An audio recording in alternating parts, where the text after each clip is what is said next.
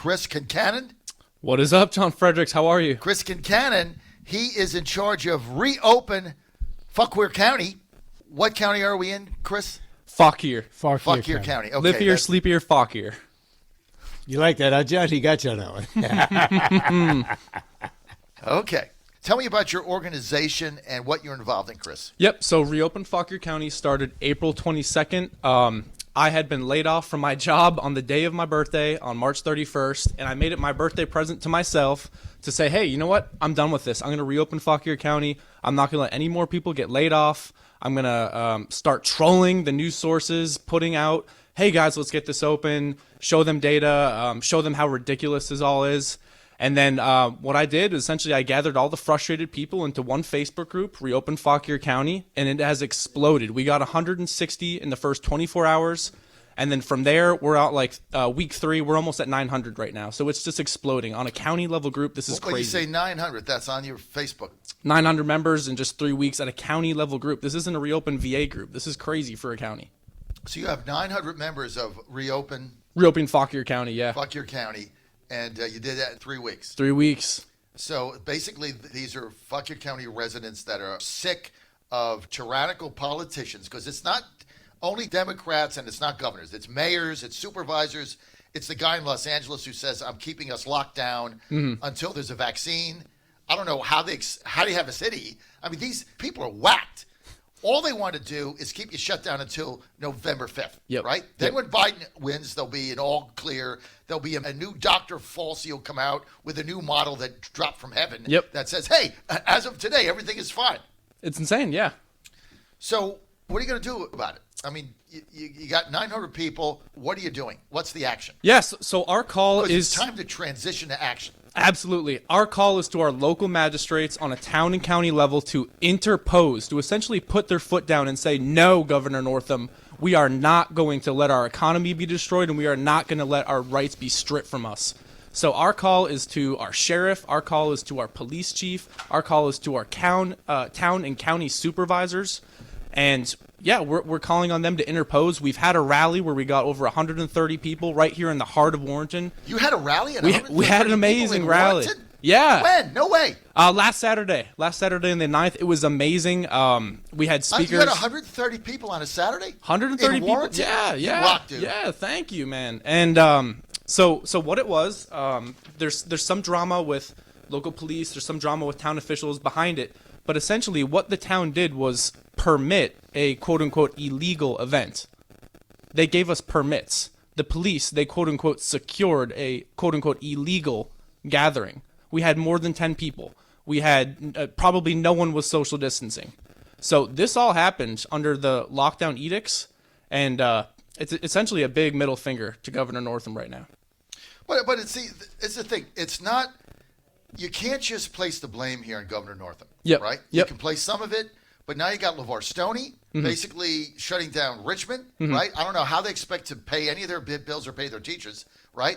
So, look, I just went through this, Chris Concannon, in Tennessee, where states controlled by Republicans, big cities by liberal Democrat mayors, go to Nashville, that's locked down. Want to go to dinner, drive 3.5 miles, get over the Davidson County line, stop at Stony River, meet my friend, have a steak, sit at the bar, every other seat empty, 6 feet apart. Thing was at 50% capacity. There was a line out the door, not waiting for takeout, but to get in and have dinner like a normal human being. 3.5 miles outside of city limits of Nashville, went dinner, had a beer, had a scotch, got back, got back in my taxi, went 3.5 miles, got dropped off at my hotel into a city that was shut down. So I guess COVID doesn't leave Nashville. It's just like it sees the sign. It's like, oh, I can't leave here, and it just stays out of the other counties. Whacked. Just like the whole 6 feet rule. It's not going to go 5'11". But yeah, the whole 6 feet. It's ridiculous, John. It's absolutely ridiculous. So our take is that any governor willing to enforce these unconstitutional, these unjust lockdown edicts is an agent of tyranny. And any town and county local official willing to go along with it and not put their foot down is an accomplice to this tyranny. That's our take. You got 150 people. Yeah. On a Saturday in Warrenton. Yeah. I mean, that is pretty good, man. Thank you. That is pretty good. So the government officials that run your county, the supervisors and things of that nature, the elected officials, are they involved? What do they think? Yeah, so initially when we started to gather people in the group, what happened was our town manager, she actually reached out to me on Facebook, Brandy Schaefer. She said, hey, Chris, I want you to speak to the police chief. He wants to meet with you in person. So I went in person, and he said, Chris, I recognize your right to hold this rally, but I also recognize that under these lockdown measures, it's technically illegal. So what I'm going to have to do is, you can have it, but I'm going to have to issue a first-class misdemeanor. Crazy. So what we did is we kept growing the group, and the first thing I did when I went back What was illegal? Having the gathering. Not being socially distanced, having a group more than 10. Under these lockdown executive orders, it's technically illegal. So your rally, exercising your First Amendment rights, the right to assembly, is now struck down by a governor. Yes. So it's now the number one amendment, the right to assemble, has been struck down, and by rallying, you broke the law. Right, exactly. Yep. So can we get everybody to understand this again? Because this is one aspect, Chris, is going over everybody's, it's just flying over their head. I mean, so you wanted to exercise your First Amendment right. Mm-hmm. And in order to do that, you were breaking the law because a governor of a state, in this case, Governor Northam, stripped under his emergency powers that we didn't even know now that existed, stripped away an amendment of the Constitution that has stood for 270 years. It cracks me up on one level, but it frustrates me on another. So I'm laughing out of one side, and I am pissed off out of another. Excuse my language. But yeah, so what I did when I went home from that meeting with the police chief was I blew it up all over Facebook. I told my group of 800 at that time, and I said, listen, I was just threatened with a first-class misdemeanor by my police chief for exercising our constitutionally protected rights. And nobody was having it. Everyone was outraged. And what we did is we put pressure on him. We ended up having the event, and not only did we have it, but his men actually secured the roads for us. They blocked off roads for us. So it sort of backed them down and put them in their place, I think. And in my opinion, it's very healthy. It's a very healthy respect that they now have of our group. I mean, if you really think about that respect, but for our listeners, Chris, when you got furloughed or laid off, what were you doing? I was an appliance installer at a local appliance store here in town. Before that, I was a plumber. Right. So you got laid off because your store was shut down. Yep. They didn't have any business. So you get laid off. And now you're leading, you know what, we're calling it a resistance, but it really isn't. It's just, you just want your freedom back. I mean, we're resisting tyranny. I mean, folks, we've gone from, oh my God, small businesses are being shuttered, let's bail them out, to your basic freedoms are getting stripped away. Here's Chris, how old are you? 26. 26. So you're a millennial? Yep. Right? So 26 years old, lost his job, started a Facebook group called Reopen Fauquier County. Started that group, got 900 members. Yep. Did a rally Saturday in little tiny Fauquier County, Warrenton. little tiny place, right? Farms. Yeah. Gets 150 people and could have went to jail because he had a rally. Yeah. Meantime, are you concerned that Facebook is going to shut your group down?